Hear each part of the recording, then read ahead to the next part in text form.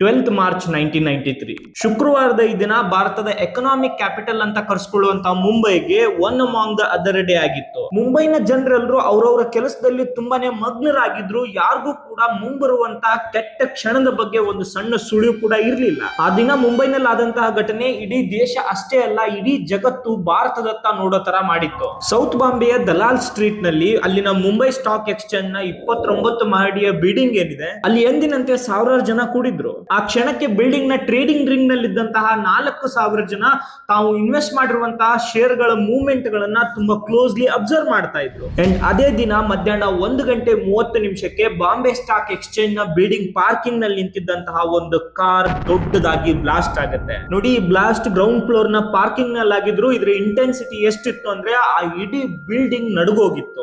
ಎಲ್ಲೂ ನೋಡಿದ್ರು ಧೂಳು ಹೊಗೆ ಕಂಡು ಬರ್ತಾ ಇತ್ತು. ಸ್ವಲ್ಪ ಸಮಯದ ನಂತರ ಅಲ್ಲಿನ ಧೂಳು ಕಡಿಮೆ ಆದ ಮೇಲೆ ಸತ್ತ ಹೆಣಗಳು ಕಾಣ್ಲಿಕ್ಕೆ ಸ್ಟಾರ್ಟ್ ಆಗುತ್ತೆ. ಮುರಿದು ಬಿದ್ದಿರುವಂತಹ ಗೋಡೆಗಳು, ಅಕ್ಕಪಕ್ಕದಲ್ಲಿದ್ದಂತಹ ಗಾಡಿಗಳೆಲ್ಲ ಸುಟ್ಟೋಗಿದ್ವು. ಅಂಡ್ ಆ ಒಂದು ಫ್ರಾಕ್ಚರ್ ಆಫ್ ಸೆಕೆಂಡ್ ನಲ್ಲೇನೆ 84 ಜನ ತಮ್ಮ ಜೀವನ ಕಳ್ಕೊಂಡ್ರೆ 217 ಜನ ಇಂಜೂರ್ಡ್ ಆಗಿದ್ರು. ನೋಡಿ, ಈ ಸಾವಿನ ಸುರಿಮಳೆಗಳು ಇಲ್ಲಿಗೆ ಮುಗಿಯಲ್ಲ. ಇದು ಜಸ್ಟ್ ಒಂದು ಆರಂಭ ಆಗಿತ್ತು. ಮುಂಬೈನಲ್ಲಿ ಈ ದಿನ ಎಷ್ಟರ ಮಟ್ಟಿಗೆ ಕೆಟ್ಟದಾಗಿತ್ತು ಅಂದ್ರೆ ಈ ತರದ ಒಂದು ದಿನ ಮುಂಬೈ ಜನರು ಯಾವತ್ತೂ ನೋಡಿರ್ಲಿಲ್ಲ. ಬಾಂಬೆ ಸ್ಟಾಕ್ ಎಕ್ಸ್ಚೇಂಜ್ ನ ಬಿಲ್ಡಿಂಗ್ ನ ಬ್ಲಾಸ್ಟ್ ಆದ್ಮೇಲೆ ಎಕ್ಸಾಕ್ಟ್ 47 ನಿಮಿಷ ಆದ್ಮೇಲೆ ಈ ಆತಂಕವಾದಿಗಳ ಸೆಕೆಂಡ್ ಟಾರ್ಗೆಟ್ ಮುಂಬೈನ ಬಿಸಿಯೆಸ್ಟ್ ಮತ್ತೆ ಹೈಲಿ ಪಾಪ್ಯುಲೇಟೆಡ್ ಆಗಿದ್ದಂತಹ ಕತಾ ಬಜಾರ್ ಆಗಿರುತ್ತೆ. ಅಲ್ಲಿ ನಿಂತಿರುವಂತಹ ಸ್ಕೂಟರ್ ನಲ್ಲಿ ಒಂದು ದೊಡ್ಡ ಮಟ್ಟದ ಬ್ಲಾಸ್ಟ್ ಆಗುತ್ತೆ. ಆನ್ ದ ಸ್ಪಾಟ್ ಅಲ್ಲಿ 5 ಜನ ಸಾವನ್ನಪ್ಪಿದ್ರೆ ಸುಮಾರು ಜನ ಇಂಜೂರ್ ಆಗ್ತಾರೆ. ಇದಾದ್ಮೇಲೆ 2:30 ಮೂರನೇ ಬ್ಲಾಸ್ಟ್ ಶಿವಸೇನಾ ಭವನ್ ಹತ್ರ ಇದ್ದಂತಹ ಲಕ್ಕಿ ಪೆಟ್ರೋಲ್ ಪಂಪ್ ಹತ್ರ ಆಗುತ್ತೆ. ಅಂಡ್ ಇವನ್ ಇಲ್ಲೂ ಕೂಡ 4 ಜನ ಸಾವನ್ನಪ್ಪಿದ್ರೆ ಸುಮಾರು ಜನಕ್ಕೆ ಇಂಜುರಿಗಳಾಗಿರ್ತವೆ. ಆಕ್ಚುಲ್ ಆಗಿ ಮೂರನೇ ಬ್ಲಾಸ್ಟ್ ಅನ್ನ ಶಿವಸೇನಾ ಭವನ್ ನಲ್ಲೇ ಮಾಡ್ಬೇಕು ಅನ್ನೋಂತ ಪ್ಲಾನ್ ಆಗಿರುತ್ತೆ. ಬಟ್ ಸ್ವಲ್ಪದ್ರಲ್ಲೇನೆ ಶಿವಸೇನಾ ಭವನ್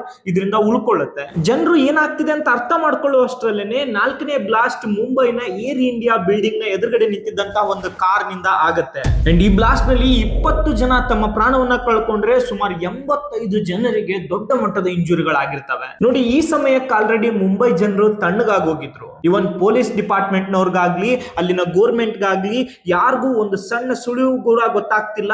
ಏನ್ ಆಗ್ತಿದೆ, ಯಾರು ಈ ಬ್ಲಾಸ್ಟ್ ಗಳನ್ನ ಮಾಡಿಸ್ತಿದ್ದಾರೆ, ಯಾವ ಕಾರಣಕ್ಕೋಸ್ಕರ ಮಾಡಿಸ್ತಿದ್ದಾರೆ, ಇನ್ನು ಎಷ್ಟೊತ್ತವರೆಗೂ ಕೂಡ ಈ ಬ್ಲಾಸ್ಟ್ ಗಳು ನಡೀತಾವೆ ಅನ್ನೋದ್ರ ಬಗ್ಗೆ. ಜನರ ಈ ಪ್ರಶ್ನೆಗಳಿಗೆ ಉತ್ತರ ಸಿಗೋಕ್ಕೂ ಮುಂಚೆನೆ ಎಕ್ಸಾಕ್ಟ್ 2:45 ಫಿಶರ್ಮನ್ ಕಾಲೋನಿ ಮತ್ತೆ ಸೆಂಚುರಿ ಬಜಾರ್ ನಲ್ಲಿ ಎಟ್ ಎ ಟೈಮ್ ಗೆ ಇನ್ನೂ 2 ಬ್ಲಾಸ್ಟ್ ಗಳಾಗ್ತವೆ. ಅಂಡ್ ಈ 2 ಬ್ಲಾಸ್ಟ್ ಗಳು ಇಲ್ಲಿವರೆಗೂ ಆಗಿದ್ದಂತಹ ಬ್ಲಾಸ್ಟ್ ಗಳಿಗಿಂತನೂ ತುಂಬಾನೇ ಭೀಕರವಾಗಿದ್ವು. ಅಲ್ಲಿನ ಬಿಲ್ಡಿಂಗ್ ಗಳು, ರೋಡ್ ಗಳು ಮನುಷ್ಯರ ದೇಹದಿಂದ, ರಕ್ತದಿಂದ ತುಂಬಿದ್ರೆ ಜನರು ತಮ್ಮ ಜೀವನವನ್ನ ಉಳಿಸ್ಕೊಳ್ಳೋದಕ್ಕೋಸ್ಕರ ಆ ಕಡೆಯಿಂದ ಈ ಕಡೆ ಓಡಾಡ್ತಾ ಇದ್ರು. ಎಸ್ಪೆಷಲಿ ಈ ವರ್ಲಿನ ಸೆಂಚುರಿ ಬಜಾರ್ ನಲ್ಲಿ ಆಗಿದ್ದಂತಹ ಬ್ಲಾಸ್ಟ್ ಏನಿದೆ, ಇಷ್ಟೊತ್ತಿಗೂ ಆಗಿರುವಂತಹ 6 ಬ್ಲಾಸ್ಟ್ ಗಳಲ್ಲಿ ಅತ್ಯಂತ ಭೀಕರವಾದಂತಹ ಬ್ಲಾಸ್ಟ್ ಅಂತಾನೆ ಹೇಳ್ಬೋದು. ಅವನ್ ಸೆಂಚುರಿ ಬಜಾರ್ ನ ಪಾಸ್ಪೋರ್ಟ್ ಆಫೀಸ್ ನ ಮುಂದ್ಗಡೆಗೆ ಕಂಪ್ಲೀಟ್ ರಶ್ ಇದ್ದಂತಹ ಒಂದು ಬಸ್ ಹೋಗ್ತಾ ಇತ್ತು. ಯಾವಾಗ ಆ ಬಸ್ ಒಂದು ಅನಾಥವಾಗಿ ನಿಂತಿದ್ದಂತಹ ಜೀಪ್ ನ ಪಕ್ಕದಲ್ಲಿ ಬರುತ್ತೋ ಸಡನ್ ಆಗಿ ಒಂದು ದೊಡ್ಡ ಬ್ಲಾಸ್ಟ್ ಆಗುತ್ತೆ. ಆ ಒಂದು ಬ್ಲಾಸ್ಟ್ ಇಂದ ಇಡೀ ಬಸ್ ಗೆ ಎಫೆಕ್ಟ್ ಆಗಿರುತ್ತೆ. ರೋಡ್ ನಲ್ಲಿ ಒಂದು ದೊಡ್ಡ ಮಟ್ಟದ ತೆಗ್ಗು ಬಿದ್ದಿದ್ರೆ ಆ ಬಸ್ ನಲ್ಲಿ ಇದ್ದಂತಹ ಎಲ್ಲರೂ ಕೂಡ ಸಾವನ್ನಪ್ಪಿರ್ತಾರೆ. ಈ ಬ್ಲಾಸ್ಟ್ ಇಂಟೆನ್ಸಿಟಿ ಎಷ್ಟಿತ್ತು ಅಂದ್ರೆ ಅಲ್ಲಿ ಸತ್ತಿರುವಂತಹ ಜನರು ಮುಖ ಕಂಡು ಹಿಡಿಯೋದು ತುಂಬಾ ಕಷ್ಟ ಆಗಿತ್ತು. ಪೀಸ್ ಆಗಿದ್ದಂತಹ ದೇಹಗಳನ್ನ ರೆಕಗ್ನೈಸ್ ಮಾಡಕ್ ಆಗ್ತಿರ್ಲಿಲ್ಲ. ಆನ್ ದ ಸ್ಪಾಟ್ 113 ಜನ ಅಲ್ಲಿ ಸಾವನ್ನಪ್ಪಿದ್ರೆ 227 ಜನ ಇಂಜೂರ್ಡ್ ಆಗಿದ್ರು. ನೋಡಿ, 1-1.5 ಗಂಟೆನಲ್ಲಿ ಆಗಿದ್ದಂತಹ ಈ 6 ಬ್ಲಾಸ್ಟ್ ಗಳಿಂದ ಇಡೀ ಮುಂಬೈ ಅಕ್ಷರಶಃ ನಡುಗೋಗಿತ್ತು. ಎಲ್ಲಿ ನೋಡಿದ್ರು ಪೊಲೀಸರ ಸೈರನ್, ಆಂಬ್ಯುಲೆನ್ಸ್ ಗಳ ಓಡಾಟನೆ ಕಂಡು ಬರ್ತಾ ಇತ್ತು. ಎಲ್ಲೆಲ್ಲಿ ಬ್ಲಾಸ್ಟ್ ಗಳಾಗಿದ್ದಾವೆ ಅಲ್ಲಿ ಸತ್ತು ಬಿದ್ದಿರುವಂತಹ ಜನರ ದೇಹಗಳು, ಮುರಿದು ಬಿದ್ದಿರುವಂತಹ ಗಾಡಿಗಳು, ತಮ್ಮ ನೋವಿನಿಂದ ಒದ್ದಾಡ್ತಿರುವಂತಹ ಜನರನ್ನ ಬಿಟ್ರೆ ಬೇರೆ ಯಾವ ಸುಳಿವು ಕೂಡ ಇರ್ಲಿಲ್ಲ. ನೋಡಿ, ಯಾವ ಮಟ್ಟದಲ್ಲಿ ಈ ಬ್ಲಾಸ್ಟ್ ಗಳೆಲ್ಲ ಆಗ್ತಾ ಇದ್ವು, ಯಾವ ಮಟ್ಟದಲ್ಲಿ ಅಲ್ಲಿನ ಇನ್ನೋಸೆಂಟ್ ಜನರು ಸಾಯ್ತಾ ಇದ್ರು, ಇದನ್ನೆಲ್ಲ ನೋಡಿ ಅಲ್ಲಿನ ಮುಂಬೈ ಪೊಲೀಸ್ ಶಾಕ್ ಆಗೋಗಿತ್ತು. ಅಂಡ್ ಬ್ಲಾಸ್ಟ್ ಆಗಿರುವಂತಹ ಜಾಗಕ್ಕೆ ಪೊಲೀಸರು ಬಂದು ನೆಕ್ಸ್ಟ್ ಆಕ್ಷನ್ ತಗೊಳ್ಳುವಷ್ಟರಲ್ಲೇನೆ ಇನ್ನೊಂದು ಕಡೆಗೆ ದೊಡ್ಡ ಬ್ಲಾಸ್ಟ್ ಗಳು ನಡೀತಾ ಇತ್ತು. ಒಂದೇ ಟೈಮ್ ನಲ್ಲೇನೆ ಬೇರೆ ಬೇರೆ ಪ್ಲೇಸ್ ಗಳಲ್ಲಿ ಆಗ್ತಿದ್ದಂತಹ ಈ ಬ್ಲಾಸ್ಟ್ ಇಂದ ಪೊಲೀಸರಿಗೆ ಸ್ವಲ್ಪನೂ ಕ್ಲೂ ಇರಲಿಲ್ಲ ಯಾವ ರೀತಿಯಾಗಿ ಇದನ್ನ ಹ್ಯಾಂಡಲ್ ಮಾಡಬೇಕು ಅಂತ ಹೇಳಿ. ನೋಡಿ, ಇಲ್ಲಿ ಆಗಿರುವಂತಹ ಯಾವುದೇ ಅಟ್ಯಾಕ್ ಗಳು ನೇರವಾಗಿ ಪೊಲೀಸರಿಗೆ ಚಾಲೆಂಜ್ ಮಾಡೋ ತರ ಇರಲಿಲ್ಲ. ಅಂಡ್ ಅನ್ಪ್ರೆಡಿಕ್ಟಬಲಿ ಆಗ್ತಿದ್ದಂತಹ ಈ ಅಟ್ಯಾಕ್ ಗಳಿಂದ ಜನರು ತಮ್ಮ ಜೀವನ ಉಳಿಸ್ಕೊಳ್ಳೋದಕ್ಕೋಸ್ಕರ ಅಲ್ಲಿಂದ ಓಡೋಗ್ತಾ ಇದ್ರು. ಅಂಡ್ ಈ ಒಂದು ಬ್ಲಾಸ್ಟ್ ಗಳು ಮುಂಬೈಯನ್ನ ಅಕ್ಷರಶಃ ಸ್ಮಶಾನನೆ ಮಾಡಿದ್ವು ಅಂತ ಹೇಳ್ಬೋದು. ಇದೆಲ್ಲದ್ರ ಮಧ್ಯೆನೆ ಅದೇ ದಿನ ಮಧ್ಯಾಹ್ನ 3:05 ಜಾವೇರಿ ಬಜಾರ್ ನಲ್ಲಿ ಆ ದಿನದ 7ನೇ ಬ್ಲಾಸ್ಟ್ ಆಗುತ್ತೆ. ಗೋಲ್ಡ್ ಡೈಮಂಡ್ ಪರ್ಚೇಸ್ ಮಾಡೋದಕ್ಕೆ ಮುಂಬೈನಲ್ಲಿ ಹೆಸರುವಾಸಿ ಆಗಿದ್ದಂತಹ ಈ ಮಾರ್ಕೆಟ್ ಕೆಲವೇ ಕ್ಷಣಗಳಲ್ಲಿ ಧೂಳು ಹೊಗೆ ಮನುಷ್ಯರ ದೇಹದ ತುಣುಕುಗಳಿಂದ ತುಂಬಿತ್ತು. ಈ ಒಂದು ಬ್ಲಾಸ್ಟ್ ನಲ್ಲಿ 17 ಜನ ಇನ್ನೋಸೆಂಟ್ ಪೀಪಲ್ ತಮ್ಮ ಜೀವನನ ಕಳ್ಕೊಂಡ್ರೆ 60 ಜನರು ತುಂಬಾ ಬ್ರೂಟಲ್ ಆಗಿ ಇಂಜೂರ್ಡ್ ಆಗಿದ್ರು. ಜನರು ಈ ಬ್ಲಾಸ್ಟ್ ಇಂದ ಇನ್ನೂ ಹೊರಗೆ ಬಂದಿರಲಿಲ್ಲ. ಜಸ್ಟ್ 5 ನಿಮಿಷ ಆದ್ಮೇಲೆ ಆದಂತಹ ಇನ್ನೊಂದು ಬ್ಲಾಸ್ಟ್ ಇಡೀ ನಗರವನ್ನೇ ಅಳಗಾಡಿಸಿತ್ತು. ಈ ಸರಿ ಆಗಿದ್ದಂತಹ ಬ್ಲಾಸ್ಟ್ ಬಾಂದ್ರಾದ ಒಂದು ಹೋಟೆಲ್ ಆಗಿದ್ದಂತಹ ಹೋಟೆಲ್ ಸಿ ರಾಕ್ ನ ರೂಮ್ ನಲ್ಲಿದ್ದಂತಹ ಒಂದು ಸೂಟ್ ಕೇಸ್ ನಿಂದ ಈ ಬ್ಲಾಸ್ಟ್ ಆಗಿರುತ್ತೆ. ಈ ಒಂದು ಸ್ಫೋಟದಿಂದಾಗಿ ಆ ಒಂದು ರೂಮ್ ನ ಕಿಟಕಿಗಳು ಡೋರ್ಗಳು ಎಲ್ಲದೂ ಕೂಡ ಒಡೆದೋಗಿ ಚೂರ್ ಚೂರ್ ಆಗಿದ್ವು. ಬಟ್ ಥ್ಯಾಂಕ್ಫುಲಿ ಇಲ್ಲಿ ಯಾವುದೇ ಜೀವ ಹಾನಿಗಳು ಆಗಿರ್ಲಿಲ್ಲ. ಬಟ್ ಆದ್ರೆ ಅಲ್ಲಿದ್ದಂತಹ ಜನರು ತುಂಬಾನೇ ಇಂಜೂರ್ ಆಗಿದ್ರು. ಅಂಡ್ ಬದುಕುಳಿದಿದ್ದಂತಹ ಎಷ್ಟೋ ಜನ ತಮ್ಮ ಜೀವನ ಉಳಿಸ್ಕೊಳ್ಳೋದಕ್ಕೋಸ್ಕರ ಅವ್ರವ್ರ ರೂಮ್ ನಲ್ಲಿ ಅಡುಕೊಂಡು ಕೂತಿದ್ರು. ಅಂಡ್ ಎಲ್ರು ಆ ಸಮಯಕ್ಕೆ ಯೋಚನೆ ಮಾಡ್ತಾ ಇದ್ದೊಂದೇ ಈ ಕೆಟ್ಟ ಕಪ್ಪು ದಿನ ಯಾವಾಗ ಮುಗಿಯುತ್ತೆ ಅಂತ ಹೇಳಿ. ಇದಾಗಿ ಕೆಲವೇ ನಿಮಿಷದಲ್ಲೇನೆ ಪ್ಲಾಜಾ ಸಿನಿಮಾ ಸೆಂಟರ್ ನಲ್ಲಿ ದಿನದ 9ನೇ ಬ್ಲಾಸ್ಟ್ ಆಗುತ್ತೆ. ಅಂಡ್ ನೆಕ್ಸ್ಟ್ ಜುಹುನಾ ಹೋಟೆಲ್ ಸೆಂಚೂರ್ ನಲ್ಲಿ 10ನೇ ಬ್ಲಾಸ್ಟ್ ಆಗುತ್ತೆ. ಅಂಡ್ ಶಹರ್ ಇಂಟರ್ನ್ಯಾಷನಲ್ ಏರ್ಪೋರ್ಟ್ ನ ಹೊರಗಡೆಗೆ 11ನೇ ಬ್ಲಾಸ್ಟ್ ಆಗುತ್ತೆ. ಅಂಡ್ 12th ಬ್ಲಾಸ್ಟ್ ಅದೇ ಏರ್ಪೋರ್ಟ್ ನ ನಿಯರ್ ಇದ್ದಂತಹ ಸೆಂಚೂರ್ ಹೋಟೆಲ್ ಹತ್ರ ಆಗುತ್ತೆ. ನೋಡಿ, ಆ ದಿನ 1 ಗಂಟೆ 30 ನಿಮಿಷಕ್ಕೆ ಸ್ಟಾರ್ಟ್ ಆಗಿದ್ದಂತಹ ಈ ಬ್ಲಾಸ್ಟ್ ಗಳೇನಿದಾವೆ ಅದೇ ದಿನ 3 ಗಂಟೆ 40 ನಿಮಿಷಕ್ಕೆ ಎಂಡ್ ಆಗಿತ್ತು. ಹತ್ತತ್ರ 2 ಗಂಟೆ 10 ನಿಮಿಷ ನಡೆದಿದ್ದಂತಹ ಈ 12 ಬ್ಲಾಸ್ಟ್ ಗಳಲ್ಲಿ ಆ ದಿನ 257 ಜನ ಅಮಾಯಕರು ತಮ್ಮ ಜೀವವನ್ನ ಕಳ್ಕೊಂಡಿದ್ರೆ 713 ಜನ ತುಂಬಾ ಬ್ರೂಟಲಿ ಇಂಜೂರ್ಡ್ ಆಗಿದ್ರು. ನೋಡಿ, ಬ್ಲಾಸ್ಟ್ ಗಳೇನೋ ಮುಗಿದೋಗಿದ್ವು. ಬಟ್ ಪೊಲೀಸರ ಎದುರುಗಡೆ ಈಗ ಸುಮಾರು ಪ್ರಶ್ನೆಗಳು ಉದ್ಭವ ಆಗ್ತಾ ಇತ್ತು. ಅಷ್ಟಕ್ಕೂ ಈ 12 ಬ್ಲಾಸ್ಟ್ ಗಳ ಮಾಸ್ಟರ್ ಮೈಂಡ್ ಯಾರಾಗಿರ್ಬೋದು? ನೂರಾರು ಜನರ ಸಾವಿಗೆ ಕಾರಣವಾದಂತಹ ಈ ಬ್ಲಾಸ್ಟ್ ಗಳನ್ನ ಯಾಕೆ ಮಾಡಲಾಗಿತ್ತು ಮತ್ತೆ ಯಾರಿಂದ ಮಾಡಲಾಗಿತ್ತು? ಅಷ್ಟಕ್ಕೂ 12 ಕಡೆಗೆ ಎಟ್ ಎ ಟೈಮ್ ಆಗಿದ್ದಂತಹ ಈ ಬ್ಲಾಸ್ಟ್ ಗಳ ಪ್ಲಾನಿಂಗ್ ಏನಿದೆ ಇದನ್ನ ಯಾವಾಗ ಮತ್ತೆ ಹೇಗೆ ಮಾಡಲಾಯಿತು? ಈ ಎಲ್ಲಾ ಪ್ರಶ್ನೆಗಳಿಗೆ ಇವತ್ತಿನ ಈ ವಿಡಿಯೋದಲ್ಲಿ ಉತ್ತರ ಹುಡುಕ್ತಾ ಹೋಗೋಣ. ನೀವು ಇಲ್ಲಿವರೆಗೂ ನಮ್ಮ ಚಾನೆಲ್ ನ ಸಬ್ಸ್ಕ್ರೈಬ್ ಮಾಡಿಲ್ಲ ಅಂದ್ರೆ ದಯವಿಟ್ಟು ಸಬ್ಸ್ಕ್ರೈಬ್ ಮಾಡ್ಕೊಳ್ಳಿ. ಅಂಡ್ ಈ ವಿಡಿಯೋಗೆ ನಿಮ್ಮಿಂದ ಎಷ್ಟಾಗುತ್ತೋ ಅಷ್ಟು ಹೈ ಪಾಯಿಂಟ್ ಕೊಡಿ. ಅದರಿಂದಾಗಿ ಈ ವಿಡಿಯೋ ಮತ್ತೊಂದಿಷ್ಟು ಜನರಿಗೆ ಸಜೆಸ್ಟ್ ಆಗುತ್ತೆ. ಸೊ ಬನ್ನಿ, ಇವತ್ತಿನ ಈ ವಿಡಿಯೋದಲ್ಲಿ ನಾವು ತಿಳ್ಕೊಳಕ್ ಹೋಗ್ತಿದೀವಿ ಭಾರತ ಇತಿಹಾಸದಲ್ಲೇ ಎಂದೂ ಮರೆಯಕ್ಕಾಗದೇ ಇರುವಂತಹ ದಿನ 1993 ಮುಂಬೈ ಬ್ಲಾಸ್ಟ್ ಬಗ್ಗೆ. Welcome back. ಬಾಂಬೆನಲ್ಲಿ ಈ ಅಟ್ಯಾಕ್ ಆದ್ಮೇಲೆ ಅದರ ಇನ್ವೆಸ್ಟಿಗೇಷನ್ಗೋಸ್ಕರ ಸರ್ಕಾರದ ಆದೇಶದಂತೆ ಬಾಂಬೆನ 4 ರೀಸನ್ಗಳು ಮತ್ತೆ 10 ಝೋನ್ಗಳಾಗಿ ಡಿವೈಡ್ ಮಾಡಲಾಗುತ್ತೆ. ಅಂಡ್ ಎಲ್ಲಾ ರೀಸನ್ ನ ಕಮಾಂಡ್ ಆಫೀಸರ್ ಆಗಿ DIG 11 ನ ಆಫೀಸರ್ಸ್ ನ ಅಪಾಯಿಂಟ್ ಮಾಡಲಾಗುತ್ತೆ. ಮುಂಬೈ ಪೊಲೀಸ್ ಅವರ ಕಡೆಯಿಂದ DCP Rakesh Maria, Arun Patnaik and commissioner AS ತುಂಬಾ ಇಂಪಾರ್ಟೆಂಟ್ ಆಗಿದ್ದಂತ ಆಫೀಸರ್ಸ್ ಆಗಿದ್ರು. ಅಟ್ಯಾಕ್ ಆಗಿದ್ದ ದಿನಾನೇ ಪೊಲೀಸರು ಸಾಕ್ಷಿಗಳಿಗೋಸ್ಕರ ಎಲ್ಲಾ ಬ್ಲಾಸ್ಟ್ ಪ್ಲೇಸಸ್ ಅಲ್ಲೂ ಕೂಡ ಎವಿಡೆನ್ಸ್ ಗಳನ್ನ ಹುಡುಕ್ತಾ ಇದ್ರು. 1-2 ಜಾಗಗಳನ್ನ ಹೊರತುಪಡಿಸಿದ್ರೆ ಇನ್ನು ಉಳಿದಿರುವಂತಹ ಜಾಗಗಳಲ್ಲಿ ಕಾರು ಮತ್ತೆ ಬೈಕ್ ಗಳನ್ನ ಯೂಸ್ ಮಾಡಿನೇ ಈ ಬ್ಲಾಸ್ಟ್ ನ ಮಾಡಲಾಗಿತ್ತು. ಸೊ ಹಾಗಾಗಿ ಪೊಲೀಸರು ಒಂದು ಅನೌನ್ಸ್ಮೆಂಟ್ ಮಾಡ್ತಾರೆ, ನಿಮ್ಗೆಲ್ಲಾದ್ರೂ ಅನಾಥವಾಗಿ ವಾಹನಗಳು ನಿಲ್ಸಿದ್ರೆ ಆದಷ್ಟು ಬೇಗ ನೀವು ಪೊಲೀಸರಿಗೆ ಕಾಲ್ ಮಾಡಿ ಇನ್ಫಾರ್ಮೇಶನ್ ಕೊಡಬೇಕು ಅಂತ ಹೇಳಿ. ಅಂಡ್ ನೆಕ್ಸ್ಟ್ 14th ಮಾರ್ಚ್ಗೆ ದಾದರ್ ಲೊಕೇಶನ್ ಇಂದ ಪೊಲೀಸರಿಗೆ ಒಂದು ಕಾಲ್ ಬರುತ್ತೆ, ಯಾರು ಓನರ್ ಇಲ್ಲದೆ ಒಂದು ಸ್ಕೂಟಿ ನಿಂತ್ಕೊಂಡಿದೆ ಅಂತ ಹೇಳಿ. ಅಂಡ್ ಆ ಲೊಕೇಶನ್ ಹೋದಂತ ಆಂಟಿ ಬಾಂಬ್ ಸ್ಕ್ವಾಡ್ ಅವರು ಅದನ್ನ ಚೆಕ್ ಮಾಡಿದಾಗ ಗೊತ್ತಾಗುತ್ತೆ ಅದರಲ್ಲಿ 12 kg RDX ಅನ್ನ ಫಿಕ್ಸ್ ಮಾಡಲಾಗಿತ್ತು ಅಂತ ಹೇಳಿ. ಆಕ್ಚುಲಿ ಇದನ್ನು ಕೂಡ 12th ಮಾರ್ಚ್ಗೆ ಬ್ಲಾಸ್ಟ್ ಮಾಡೋದಕ್ಕೋಸ್ಕರ ಫಿಕ್ಸ್ ಮಾಡಲಾಗಿತ್ತು. ಬಟ್ ಲಕ್ಕಿಲಿ ಇದು ಕಾರಣಾಂತರಗಳಿಂದ ಬ್ಲಾಸ್ಟ್ ಆಗಿರಲ್ಲ. ಬಟ್ ಈ ಸ್ಕೂಟರ್ ಮೇಲೆ ಯಾವುದೇ ನಂಬರ್ ಇಲ್ಲದೆ ಇರೋ ಕಾರಣದಿಂದಾಗಿ ಆ ಸ್ಕೂಟರ್ ನ ಓನರ್ ಯಾರು ಅನ್ನೋದು ಪೊಲೀಸರಿಗೆ ಆ ಕ್ಷಣಕ್ಕೆ ಗೊತ್ತಾಗಲ್ಲ. ಅಂಡ್ ಇದಾಗಿ ಕೆಲವೇ ಗಂಟೆಗಳಲ್ಲಿ ಪೊಲೀಸರಿಗೆ ಇನ್ನೊಂದು ಇನ್ಫಾರ್ಮೇಶನ್ ಬರುತ್ತೆ, ವಾರ್ಲಿ ಲೊಕೇಶನ್ ಅಲ್ಲಿ ಒಂದು ಮಾರುತಿ ವ್ಯಾನ್ ಅನುಮಾನಾಸ್ಪದವಾಗಿ ನಿಂತ್ಕೊಂಡಿದೆ ಅಂತ ಹೇಳಿ. ಸ್ಥಳಕ್ಕೆ ಹೋದಂತಹ ಪೊಲೀಸರು ಅದನ್ನ ಚೆಕ್ ಮಾಡಿದಾಗ ಅದರಲ್ಲಿ ತುಂಬಾನೇ ಹ್ಯಾಂಡ್ ಗ್ರೆನೇಡ್ಸ್ ಮತ್ತೆ ಮಲ್ಟಿಪಲ್ AK-47 ಗನ್ಗಳು ಸಿಗ್ತವೆ.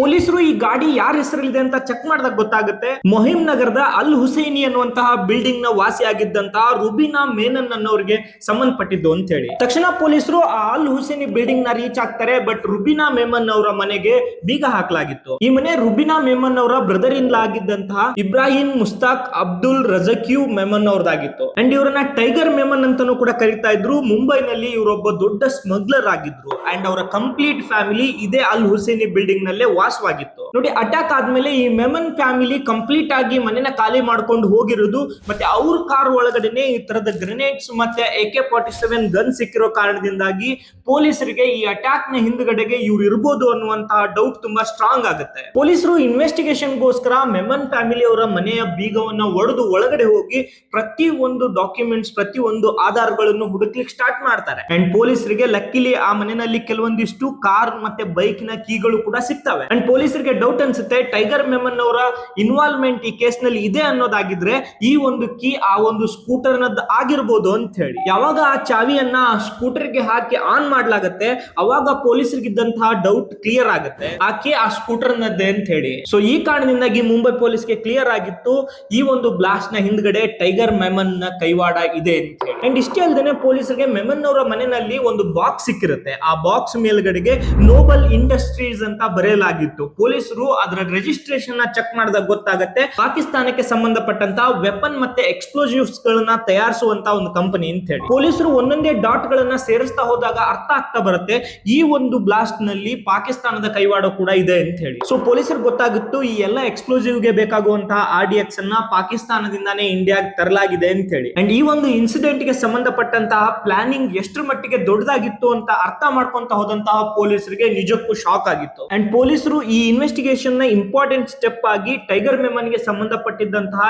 ಎಲ್ಲರನ್ನು ಇನ್ವೆಸ್ಟಿಗೇಟ್ ಮಾಡ್ಲಿಕ್ಕೆ ಸ್ಟಾರ್ಟ್ ಮಾಡ್ತಾರೆ. ಅಂಡ್ 14th ಗೆ ಟೈಗರ್ ಮೆಮನ್ ನ ಮ್ಯಾನೇಜರ್ ಆಗಿದ್ದಂತಹ ಅಸ್ಗರ್ ಮುಕದ್ದಮ್ನು ಕೂಡ ಅರೆಸ್ಟ್ ಮಾಡಲಾಗುತ್ತೆ. ಅಸ್ಗರ್ ಈ ಒಂದು ಬ್ಲಾಸ್ಟ್ ಗೆ ಸಂಬಂಧಪಟ್ಟಂಗೆ ತುಂಬಾ ವಿಷಯಗಳನ್ನ ತಿಳ್ಕೊಂಡಿದ್ದ. ಎಸ್ಪೆಷಲಿ ಪ್ಲಾಜಾ ಥಿಯೇಟರ್ ನಲ್ಲಿ ಆಗಿದ್ದಂತಹ ಬಾಂಬ್ ಬ್ಲಾಸ್ಟ್ ಅನ್ನ ಈತನ ಸಹಚರ ಆಗಿದ್ದಂತಹ ಶಹನ್ವಾಜ್ ಕುರಾಶಿ ಅನ್ನೋನ್ನ ಕರ್ಕೊಂಡು ಹೋಗಿ ಈತನೇ ಪ್ಲಾಂಟ್ ಮಾಡಿದ್ದ. ಪೊಲೀಸರು ಯಾವಾಗ ಈತನೊಟ್ಟಿಗೆ ತುಂಬಾ ಸ್ಟ್ರಿಕ್ಟ್ ಆಗಿ ಇಂಟ್ರೋಗೇಷನ್ ಸ್ಟಾರ್ಟ್ ಮಾಡ್ತಾರೋ ಅಲ್ಲಿಗೆ ಈ ಒಂದು ಕೇಸ್ಗೆ ಸಂಬಂಧಪಟ್ಟಂತಹ ಕಂಪ್ಲೀಟ್ ಇನ್ಫಾರ್ಮೇಶನ್ ನ ಈತ ಪೊಲೀಸರ ಮುಂದೆ ತರದಿಟ್ಟಿದ್ದ. ಟೈಗರ್ ಮೆಮನ್ ನಿಂದ ಹಿಡಿದು ಜಾವೇದ್ ಚಿಕ್ನಾ ವರ್ಗುನು ಎಲ್ಲರ ಹೆಸರನ್ನು ಕೂಡ ಈತ ಹೇಳ್ತಾ ಬರ್ತಾನೆ. ಅಷ್ಟೇ ಅಲ್ಲದೆ ಈತ ಹೇಳ್ತಾನೆ 12th ಮಾರ್ಚ್ ನ 2 ಗಂಟೆ ಮೇಲೆ ಅವತ್ತು ಸಿ ರಾಕ್ ಆಗಿರ್ಬೋದು ಮತ್ತೆ ಜುಹು ಸೆಂಟರ್ ಮತ್ತೆ ಏರ್ಪೋರ್ಟ್ ಸೆಂಟರ್ ಏನಿದೆ ಅಲ್ಲಿ ಬಿಡೋದಕ್ಕೋಸ್ಕರ ಈತ ಇವರ ಕಜಿನ್ ಆಗಿದ್ದಂತಹ ಶಾಯಿಬ್ ಗನ್ಸಾರ್, ಪರ್ವೇಶ್ ಶೇಖ್, ಅನ್ವರ್ ತೈಬಾ, ಮುಸ್ತಾಕಿ ತರಿನಿ ಅವರೊಟ್ಟಿಗೆ ಸೇರ್ಕೊಂಡು ತಾನೇ ಖುದ್ದಾಗಿ ಹೋಗಿ ಪ್ಲಾಂಟ್ ಮಾಡಿದ್ದ ಅನ್ನೋದ್ರ ಬಗ್ಗೆ. ಇದೆಲ್ಲದರ ನಡುವೆ ಟೈಗರ್ ಮೆಮನ್ ನ ತುಂಬಾ ಕ್ಲೋಸ್ ಆಗಿದ್ದಂತಹ ಬಾದ್ಶಾ ಖಾನ್ ಅನ್ನೋನು ಕೂಡ ಪೊಲೀಸರು ಅರೆಸ್ಟ್ ಮಾಡ್ತಾರೆ. ನಂತರ ಗೊತ್ತಾಗುತ್ತೆ ಈತನ ಹೆಸರು ಜಾನ್ ಖಾನ್ ಉಸ್ಮಾನ್ ಖಾನ್ ಅಂತ ಹೇಳಿ. ಆತ ಹೇಳ್ತಾನೆ ಈ ಒಂದು ಬ್ಲಾಸ್ಟಿಂಗ್ ನ ಪ್ಲಾನ್ ನಲ್ಲಿ ಇವನ್ ಬಿಗಿನಿಂಗ್ ಡೇಸ್ ಇಂದನೂ ಕೂಡ ನಾನು ಅವರ ಜೊತೆಗಿದ್ದೆ, ನನ್ನ ಪಾಕಿಸ್ತಾನ್ಗೆ ಕಳಿಸಲಾಗಿತ್ತು, ಯಾವ ರೀತಿಯಾಗಿ ಡಿಟೋನೇಟರ್ ಆಕ್ಟಿವ್ ಮಾಡಬೇಕು, ಪ್ರಿಪೇರ್ ಮಾಡಬೇಕು ಅನ್ನೋದಕ್ಕೆ ಸಂಬಂಧಪಟ್ಟಂಗೆ ಕಲಿಯೋದಕ್ಕೋಸ್ಕರ. ಅಂಡ್ ಇವನ್ ಆಫ್ಟರ್ ಪಾಕಿಸ್ತಾನದಿಂದ ಬಂದ ಮೇಲೆ ಟೈಗರ್ ಮೆಮನ್ ಒಂದು ಹೋಟೆಲ್ ನಲ್ಲಿ 1992 ಟೈಮ್ ನಲ್ಲಿ ಒಂದು ಮೀಟಿಂಗ್ ಕೂಡ ಅರೇಂಜ್ ಮಾಡಿರ್ತಾನೆ. ಸೊ ಅದೇ ಹೋಟೆಲ್ ನಲ್ಲಿ ಈ ಒಂದು ಅಟ್ಯಾಕ್ ನ ಕಂಪ್ಲೀಟ್ ಪ್ಲಾನ್ ಅನ್ನ ಇವ್ರು ರೆಡಿ ಮಾಡ್ಕೊಂಡಿರ್ತಾರೆ. ಅಂಡ್ ಈ ಬಾದ್ಶಾ ಖಾನ್ ಪೊಲೀಸರಿಗೆ ಈ ಒಂದು ಇನ್ಫಾರ್ಮೇಶನ್ ಕೂಡ ಕೊಟ್ಟಿರ್ತಾನೆ, ಈ ಒಂದು ಬ್ಲಾಸ್ಟ್ ಗಾಗಿ ನಾವು ಸುಮಾರು 12 ಜಾಗಗಳನ್ನ ಇನ್ನೂ ಬೇರೆ ಬೇರೆ ಜಾಗಗಳನ್ನು ಕೂಡ ನೋಡಿ ಸರ್ವೆ ಮಾಡಿ ಇಟ್ಕೊಂಡಿದ್ವಿ ಅಂತ ಹೇಳಿ. ಇವನ್ ಈ ಬಾದ್ಶಾ ಖಾನ್ 4 ರಿಂದ 5 ಜಾಗಗಳಿಗೆ ತಾನು ಕೂಡ ಖುದ್ದಾಗಿ ಹೋಗಿ 2-3 ಸರಿ ನೋಡ್ಕೊಂಡ್ ಬಂದಿದ್ದ. ಅಂಡ್ ಈ ಎಲ್ಲ ಎಕ್ಸ್ಪ್ಲೋಸಿವ್ ಗಳನ್ನ ಇದೇ ಟೈಗರ್ ಮೆಮನ್ ನ ಮನೆಯಲ್ಲೇನೆ ಅಸೆಂಬಲ್ ಮಾಡಲಾಗಿತ್ತು. ಅಂಡ್ ಟೈಗರ್ ಮೆಮನ್ ಈ ಬಾದ್ಶಾನಿಗೆ ಒಂದು ಕಾರ್ ನ ರೆಡಿ ಮಾಡಿ ಕೊಟ್ಟಿದ್ದ, ಅದ್ರೊಳಗಡೆ ಗ್ರಾನೇಟ್ ಮತ್ತೆ AK-47 ಗಳನ್ನ ತುಂಬಿ. ಅಂಡ್ ಅಟ್ಯಾಕ್ ನಡೆದಿದ್ದಂತ ದಿನಾನೇ ಜನರ ಮೇಲೆ ಗ್ರೆನೇಟ್ ಗಳನ್ನ ಬಿಸಾಕ್ತಾ ಜನರನ್ನ ಶೂಟ್ ಮಾಡಬೇಕು ಅಂತ ಹೇಳಿ ಬಾದ್ಶಾ ಖಾನ್ ನ ಪ್ರಿಪೇರ್ ಮಾಡಲಾಗಿತ್ತು. ಬಟ್ ಯಾವಾಗ ಬ್ಲಾಸ್ಟ್ ನ ಪರಿಣಾಮ ತುಂಬಾ ದೊಡ್ಡದಾಗಿ ಆಗ್ತಾ ಬರುತ್ತೋ ಅದನ್ನ ನೋಡಿ ಈ ಬಾದ್ಶಾ ಖಾನ್ ಹೆದರಿ ಕಾರ್ ನ ಅದೇ ಜಾಗದಲ್ಲಿ ಬಿಟ್ಟು ಓಡ್ ಹೋಗಿದ್ದ. ಅಂಡ್ ಇವನ್ ಸ್ವಲ್ಪ ಹೊತ್ತು ಮುಂಚೆ ನಾನು ನಿಮ್ಗೆ ಹೇಳಿದ್ದೆ ಪೊಲೀಸರಿಗೆ ಒಂದು ಕಾರ್ ಸಿಕ್ಕಿರುತ್ತೆ, ಗನ್ ಮತ್ತೆ ಗ್ರೆನೇಡ್ಸ್ ಇತ್ತು ಅಂತ ಹೇಳಿ, ಅದು ಇದೇ ಕಾರ್ ಆಗಿತ್ತು. ನೋಡಿ ಇಷ್ಟೊತ್ತಿಗೆ ಆಲ್ರೆಡಿ ಪೊಲೀಸರಿಗೆ ಮೋಸ್ಟ್ ಆಫ್ ದ ಇನ್ಫಾರ್ಮೇಶನ್ ಈ ಒಂದು ಅಟ್ಯಾಕ್ ಗೆ ಸಂಬಂಧಪಟ್ಟಂಗೆ ಗೊತ್ತಾಗಿತ್ತು. ಒಂದು ಟೀಮ್ ಅರೆಸ್ಟ್ ಆಗಿರುವಂತಹ ಜನರನ್ನ ಇನ್ವೆಸ್ಟಿಗೇಟ್ ಮಾಡ್ತಾ ಇದ್ರೆ, ಇನ್ನೊಂದು ಟೀಮ್ ಅಲ್ಲಿ ಬರುವಂತಹ ಇನ್ಫಾರ್ಮೇಶನ್ ಮೇಲೆ ಬೇರೆ ಬೇರೆ ಲೊಕೇಶನ್ ನಲ್ಲಿ ರೈಡ್ ಮಾಡ್ತಾ ಇದ್ರು. 23rd ಮಾರ್ಚ್ ಗೆ ಜಾವೇರಿ ಬಜಾರ್ ನ ನಿಯರ್ ಇದ್ದಂತಹ ಶೇಖ್ ಮೆಮನ್ ಸ್ಟ್ರೀಟ್ ನ ಬಳಿ ಪೊಲೀಸರಿಗೆ ಒಂದು ದೊಡ್ಡ ಸೂಟ್ ಕೇಸ್ ಸಿಗುತ್ತೆ. ಅದ್ರ ಒಳಗಡೆಗೆ 12 AK-56 ರೈಫಲ್ ಗಳು, 195 ಹ್ಯಾಂಡ್ ಗ್ರೆನೇಡ್ ಗಳು ಮತ್ತೆ ಸುಮಾರು 5mm ನ ಪಿಸ್ತೂಲ್ ಗಳು ಕೂಡ ಸಿಕ್ಕಿರ್ತವೆ. ಅಂಡ್ ಇದಾಗಿ 3 ದಿನ ಆದ್ಮೇಲೆ ಮುಮ್ರಾ ಲೊಕೇಶನ್ ಇಂದ ಪೊಲೀಸರಿಗೆ RDX ತುಂಬಿದ್ದಂತಹ ಬ್ಯಾಗ್ ಗಳು ಸಿಗ್ತವೆ. ಅವುಗಳ ವೇಟ್ ನೋಡಿದಾಗ ಗೊತ್ತಾಗುತ್ತೆ ಸುಮಾರು 1500 kg RDX ಅಲ್ಲಿರುತ್ತೆ. ನೋಡಿ ಇಷ್ಟಕ್ಕೇನೆ RDX ಸಿಗುವಂತದ್ದು ಮುಗಿದೋಗಿರ್ಲಿಲ್ಲ. ಇವನ್ ನಾಗ್ಲಾ ಬಂದರ್ ಹೋಗಿ ಪೊಲೀಸರು ರೈಡ್ ಮಾಡಿದಾಗ ಅಲ್ಲಿನ ಲೊಕೇಶನ್ ಅಲ್ಲಿ ಸುಮಾರು 2000 kg RDX ಕೂಡ ಪೊಲೀಸರು ಸೀಸ್ ಮಾಡ್ತಾರೆ. ಇಷ್ಟೆಲ್ಲ RDX ನೋಡಿದಂತಹ ಪೊಲೀಸ್ ಡಿಪಾರ್ಟ್ಮೆಂಟ್ ಕೂಡ ಒಂದು ಕ್ಷಣಕ್ಕೆ ನಡುಗೋಗಿತ್ತು. ಇವನ್ ಈ ಹಂತದವರೆಗೂ ಇಂಡಿಯಾದ ಹಿಸ್ಟ್ರಿನಲ್ಲೇ ಇಷ್ಟು ಮಟ್ಟಿಗಿನ RDX ನ ಪೊಲೀಸರು ಯಾವತ್ತೂ ಕೂಡ ಸೀಸ್ ಮಾಡಿರ್ಲಿಲ್ಲ. ಇನ್ ಕೇಸ್ ಏನಾದ್ರೂ ಈ RDX ಗಳು ಇಟ್ಟಿರುವಂತಹ ಜಾಗದಲ್ಲೇ ಬ್ಲಾಸ್ಟ್ ಆಗಿದ್ರು ಕೂಡ 12th ಮಾರ್ಚ್ ಆಗಿದ್ದಂತಹ 12 ಬ್ಲಾಸ್ಟ್ ಗಳೇನಿದಾವೆ ಅದೆಲ್ಲದೂ ಕೂಡ ಇದ್ರ ಮುಂದೆ ತುಂಬಾ ಚಿಕ್ಕದು ಅನಿಸ್ತಾ ಇತ್ತು. ಇಷ್ಟೊತ್ತಿಗೆ ಆಲ್ರೆಡಿ ಪೊಲೀಸರು ಈ ಕೇಸ್ಗೆ ಸಂಬಂಧಪಟ್ಟಂತಹ ಸುಮಾರು ಜನರನ್ನ ಅರೆಸ್ಟ್ ಮಾಡಿದ್ರು.